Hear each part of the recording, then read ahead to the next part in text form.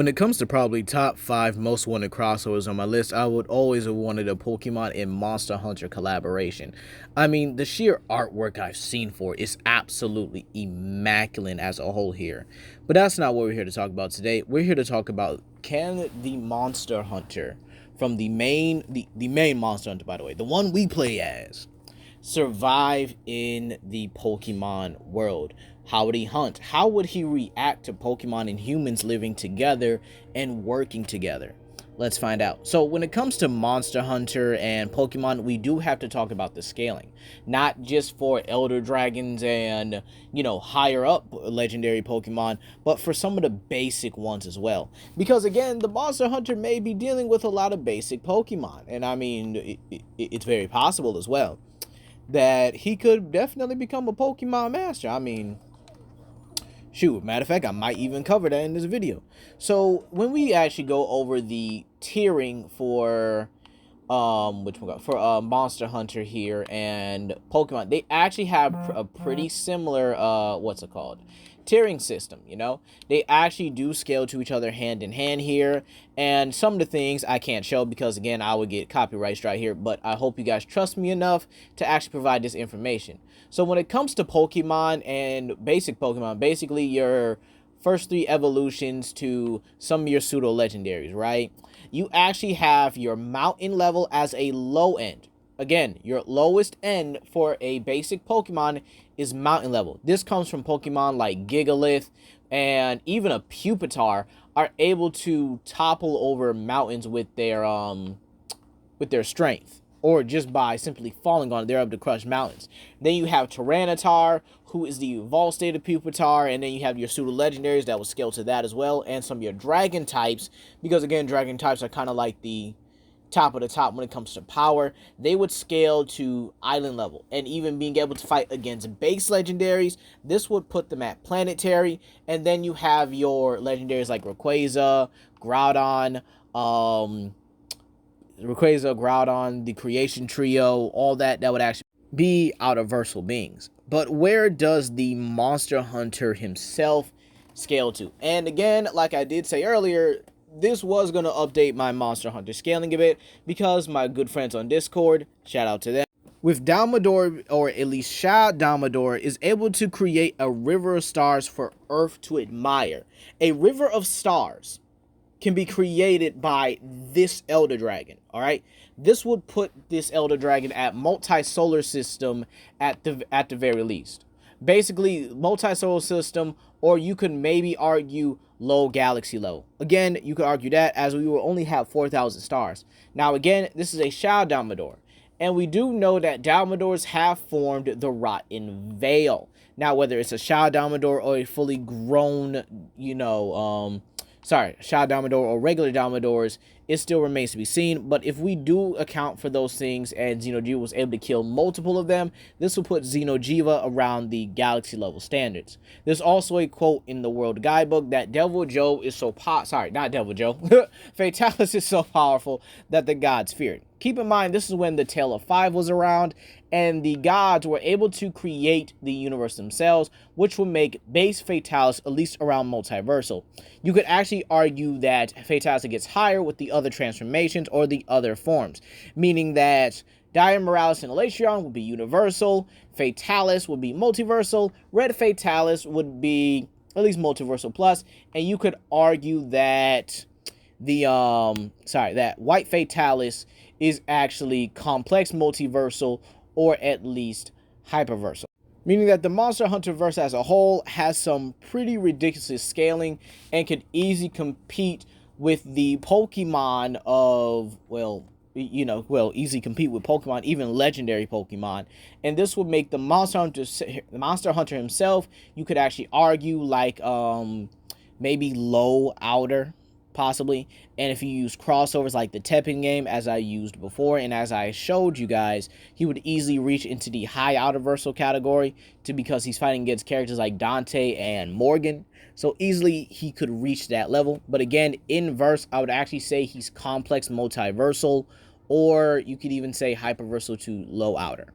Now, with that being said here, and we'll keep it around the multiversal category, I think it is very simple that the monsters in Monster Hunter and the Pokemon actually share some very similar attributes and abilities. You could argue one is more powerful than the other, but at the end of the day, they share the same abilities and, attacks and stuff. Some have poison, some have electricity, some have whatchamacallit, what's the word I'm looking for? Some have, like, poison, some have manipulation. They have fire, ice, lightning, wind. They have all that. And the same is for Monster Hunter. You have monsters and wyverns and elder dragons that can use everything, and even has double, I guess you could say, if you really want to get into that, double typing, with Rathlos being able to use poison and being able to use, fire as well. Now, I do think the Monster Hunter, if he was thrown in there, he would actually do incredibly well. I think he would only hunt monsters, or at least hunt Pokemon, that would be like causing natural disasters to the world and stuff, or causing, other things to occur. And I think one of the most shocking things you would probably see is when human and Pokemon can actually work together. Because again, you guys have to remember, the Monster Hunter is actually so used to just fighting these wyverns and these monsters that he really doesn't know too much about working with them. As a matter of fact, no, I'm sorry, that is wrong, because we do have Monster Hunter stories where the humans and, or at least the Wyverians and the monsters are able to work together and even perform bonded moves. So again, the Monster Hunter can actually thrive pretty well here. And I mean, he could take a lot of attacks, especially from things like Mega Evolution. Gigantamax would definitely be right up his alley. Would still be up his alley, I mean. And I know you guys are probably thinking like, okay, hey, Legendary, could you actually, what would the Monster Hunter's team actually be? But I think it's first we have to talk about the sheer fact that the Monster Hunter probably could gain a Pokemon's abilities. And this is important because even in, like, the canon Monster Hunter verse, you do have, hunters that have been able to use the abilities of other monsters. They can use Elatrion's, Eschaton Judgment. They could use, and Cantor's Black Flame. Basarios's, durability can be added onto theirs. They could use whatever ability they want, as long as they're able to slay and wear the monster and not give themselves over completely.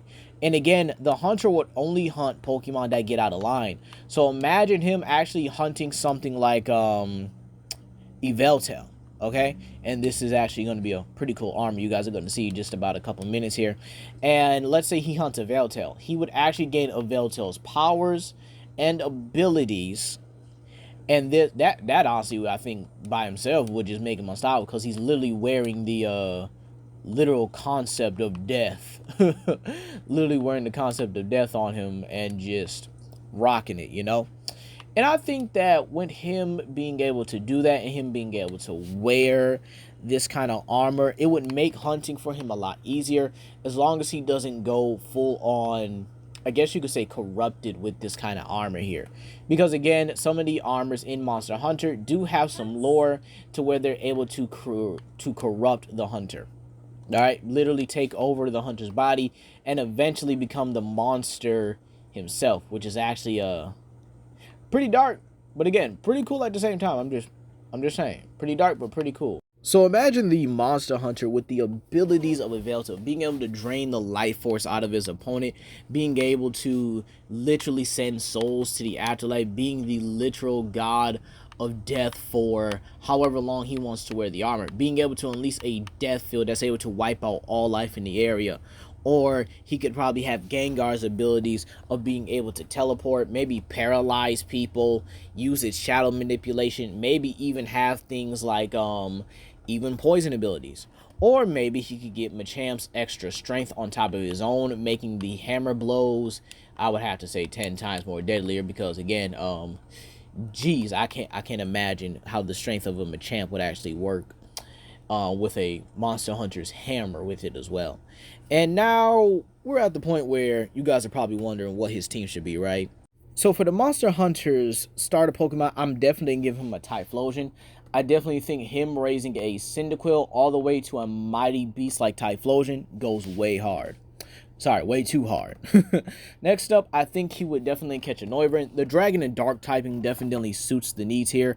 Plus, an aerial combatant like Noivern, which is able to use acrobatics. Its Sonic Boom ability would definitely give it a definitely give the Monster Hunter an edge in any battle. Next up, we have Arcanine. It's pretty much a counter to Flyers. I don't think that he would pass this up. Next up, Houndoom. And because of the lore behind Houndoom, how they're very loyal to their trainers, I could definitely see this being like probably his most well-bonded Pokemon, probably even achieving like Mega Evolution with it. And next off, we got the muscle of the team, Aggron. I don't think I should really say much about this. Aggrons have been powerhouses for years in the Pokemon verse, and I definitely think the Monster Hunter with one is definitely a force to be reckoned with. Possibly Mega Evolution as well. Next off, the Trapper, Galvantula. I mean, enough said, right? Able to trap an opponent on the battlefield, induce static, and possibly able to set up other moves for other opponents as well. So these would be like his 6 main members of his team. And I could see the order of him catching them going Typhlosion, Aggron, Houndoom, Arcanine, Galvantula, Noivern. So in all honesty, it's a pretty decent team. I think the only disadvantage you could probably say is like water and ice. But again, I think Houndoom and Arcanine can cover it. And then water, you have your you have Aggron for it. So again, it pretty much covers it. Next off, for our auxiliary Pokemon, I definitely could see him having a Sandslash, simply because the digging ability and having, you know, Sandslash just kind of fits in my opinion. Umbreon and Espeon both kind of fit as kind of like a future predictor and an executor, especially with Future Sight. Tyranitar. Yeah, I think there doesn't need much to be said about this one at all. The Tyranitar literally screams like, yeah, I can definitely see the Monster Hunter catching that one, right? And I would actually say this would be his 3rd strongest Pokemon. Next up, we got Luxray, literally the Palico. Yeah, I think the Luxray would definitely be the Palico of that entire team. Definitely one of his most loyal comrades, up there with Houndoom pretty easily. And I just think that, yeah, he would use it very frequently in battle. Next up, we have the 2nd strongest on this team, Tyrantrum. And if you guys understand Anjanath, then y'all should already know that a Tyrantrum is an absolute must for the Monster Hunter. And now, finally, the Pokemon I think he'd be the closest with and probably have a respect for, Rayquaza. Now, Rayquaza is a Pokemon that actually keeps the balance in the Pokemon universe. Literally fighting against Mega Evolved or Primal Legendaries. Even fighting against the Creation Trio himself. I could definitely see the two teaming up, and then as a result of that battle, he's definitely catching Rayquaza. And then maybe, just maybe, Mega Evolution. I'm just saying, maybe. Maybe, not definitely, but it's a maybe. And I honestly think that the Monster Hunter would do good in the verse as a whole here. I definitely think he wouldn't hunt the Pokemon too much, especially after seeing them, you know, kind of just interact in the wild, because the Monster Hunter does have a respect for nature as a whole here, and he doesn't go out unless the guild absolutely sends him, because again, they do need to be able to move and transport things, and the monsters can be getting in the way. I could also see him working with other corporations, like maybe Officer Jenny. I actually think that would actually be a pretty funny interaction, like, you killed it, and then you're wearing its skin.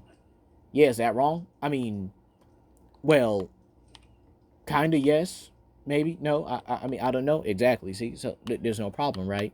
So overall, I think the Monster Hunter survives. I definitely think that if he's able to get his own Pokemon, and he gets it early, he could definitely make it in the verse. However, if he's not, I'm going to feel bad for him when he starts going up against actual, like, solid tier legendaries, like Rayquaza, or, you know, fighting against Deoxys and like that. But hey, that's going to be all for today, you guys. Please comment down below, like and subscribe and share with your friends. This is Legendary Grimlock, and I hope you guys have a blessed day. Peace.